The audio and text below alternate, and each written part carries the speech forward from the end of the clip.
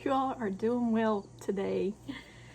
Today, just a short video. I just wanted to talk to you a little bit to get your opinions. So comment after this video, okay? So what is a Christian? We hear lots and lots of people say, well, I'm a Christian. I'm a Christian. A lot of people say I'm a Christian and they don't really show no fruit of a Christian. And some do. So I thought, well, what exactly is a Christian? Are you a Christian? Am I a Christian? Are we Christians? Are we disciples? Is Christian and disciple the same thing? So I thought I would look up exactly what a Christian is. And in Acts chapter 12, verse 26, it says that the disciples were called Christians first in Antioch. Okay, so we see that the disciples were called Christians.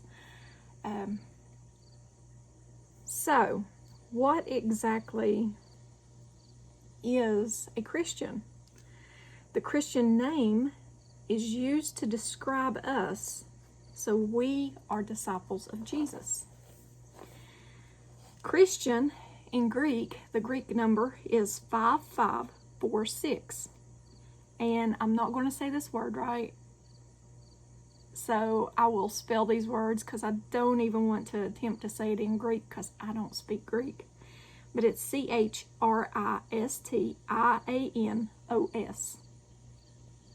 And it means the name given to the disciples or followers of Christ to be directed by God to be obedient.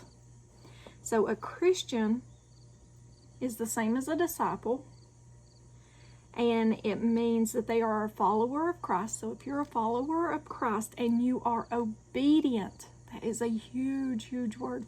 Obedience is a huge thing. If you are obedient to Christ, then you are considered a Christian. So then I looked up disciple, just to be sure. So disciple in Greek, the number is 3101. And I will spell this word out. Mathetes. And that means a learner or a pupil.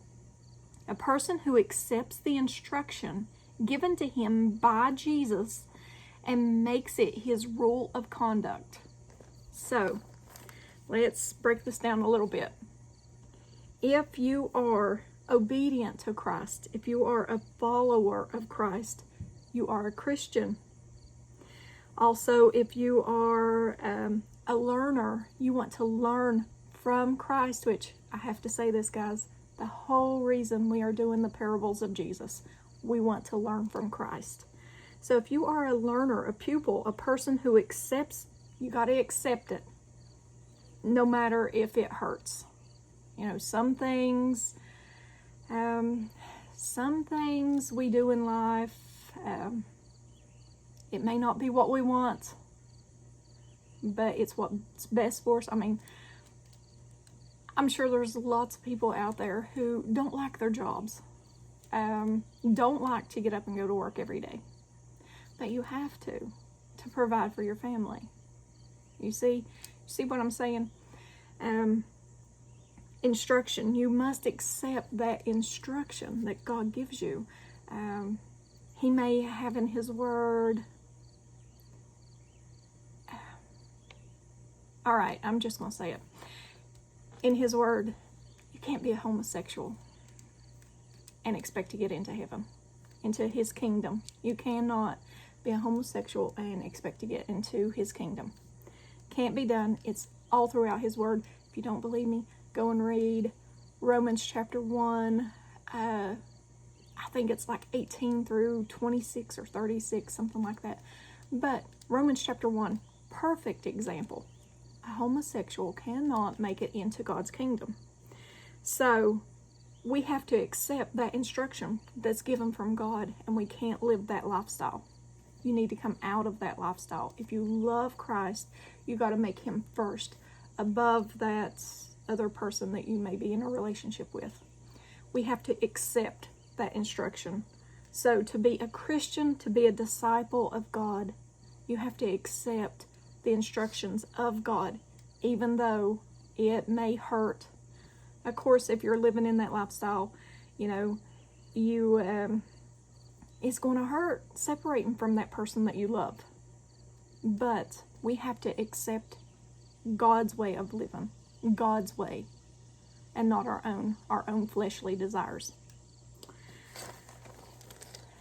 We have to come out of that lifestyle. Many places in Scripture it says that Jesus went and forgave sins, and what did he say to them? He didn't say, go and continue in that sin. No. He said, go and sin no more. Don't continue in that sinful lifestyle, is what he's saying. Okay, so we have to accept the instructions given to him through his word. And we got to make it our rule of conduct for living. So in Luke 14:33, it says, so likewise, whoever of you does not forsake all that he has cannot be my disciple. Let me read that again. Luke 14:33. So likewise, whoever of you does not forsake all that he has cannot be my disciple. Same example. And guys, I am using this as an example to try to help whoever. Again, that says whoever does not forsake all. You have to forsake that relationship or whatever sin that is in your life. You have to forsake that to live for Christ. And it, just like it says here in Luke, if you do not, you cannot be a disciple. So if you're not a disciple, you're not a Christian. I mean, I hate to be blunt like that, but we have to be bold for Christ and what his word says. Okay? Forsake, the Greek number is 657, and of course, again, I'm not going to say this correct, so it's APOTASSOMAI. It means to separate away from our belongings, to put in the proper category, and not being permitted to become part of us. We have to separate from that sin. We have to forsake that sin, okay? And while we're on this subject, let me go ahead and turn to Romans. Since I brought up this scripture, let me turn to Romans and read it to you. I think it's Romans 1. Yep, it is Romans 1. I'm going to start in verse 18 and read to the end of the chapter, which is 32. It says, and I hope you all take heed to this. It says, for the wrath of God is revealed from heaven against all ungodliness and unrighteousness of men who suppress the truth, who won't accept the truth, accept God's instruction, who suppress the truth in unrighteousness, because what may be known of God is manifested in them, for God has shown it to them.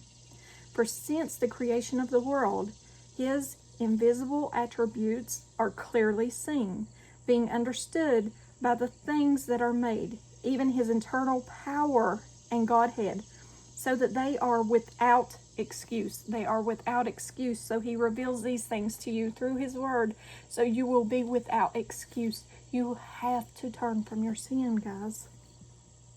Because although they knew God, that's an important word. They knew God. Because although they knew God, they did not glorify him as God, nor were thankful, but became futile in their thoughts, and their foolish hearts were darkened.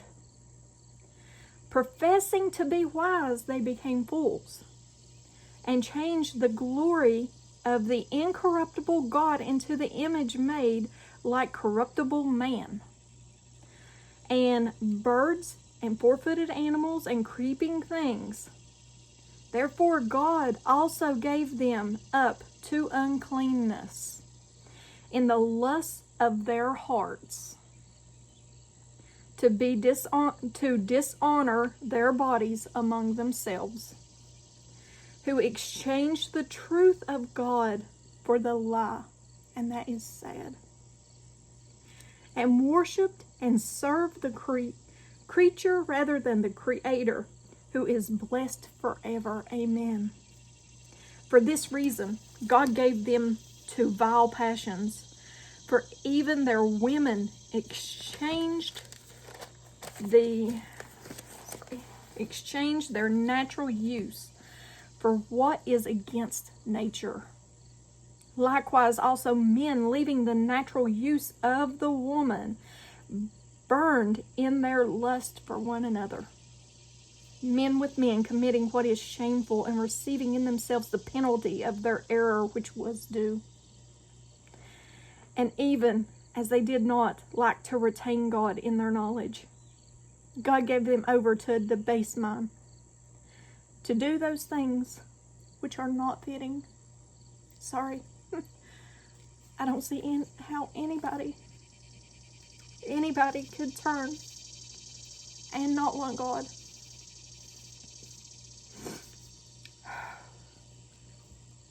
God gave them over to a debased mind.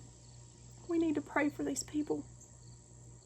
To do those things which are not fitting, being filled with all ungodliness. Listen to these guys, okay?